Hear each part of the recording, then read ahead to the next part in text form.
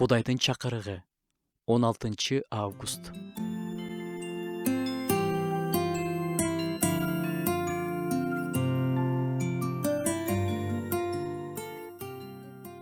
Шайтанга орун бербегиле.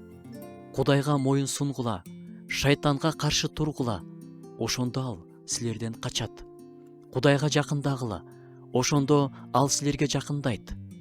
Кудайдын душманы, анын жараткандарынын душманы дагы. Кудай баарынан күчтүү, шайтан жеңилген душман. Кудайга алы келбейт, ошондуктан адамдардан өч алат. Биз Кудайдын балдары катары ага каршы турушубуз керек. Бир канча миң жылдык тажрыйбасы бар душманга адам баласы кантип каршы тура алат деп ойлойсуңар? Кудайга моюн сунуусу менен, Кудайга жакындоосу менен каршы тура алат. Эгерде биз Кудайга жакын болсок, анын колунда шайтан бизге эч нерсе кыла албайт, бизге жолой да албайт.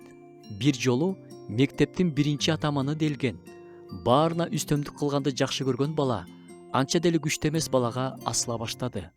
Тиги бала көптөн бери ушундай асылуулардан тажап кеткендиктен болгон күчүн топтоп, беркини жерге көтөрүп чапты.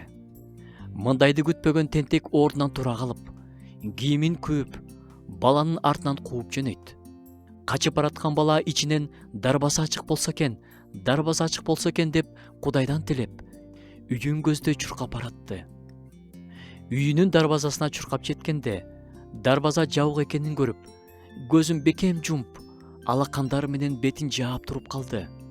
Соксо да бетке сокпосун деп ойлоп жатты ал. Бирок таң калыштуусу, тентек бала кубалап жетип, чаппай эле мойнунан кучактап, "Жүрү, ойнойсуңбу?" деп өтө сылык сүйлөп калды. Эч нерсени түшүнбөй калган бала көзүн ачса, дарбазанын жанында анын атасы туруптур. Баланын атасын көргөндө тентек бир заматта өзгөрүп кетиптир.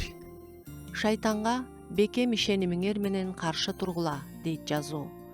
Кудайга болгон бекем ишенимибиз бизди душмандан коргойт. Кудай атабыз баарын көрүп турат.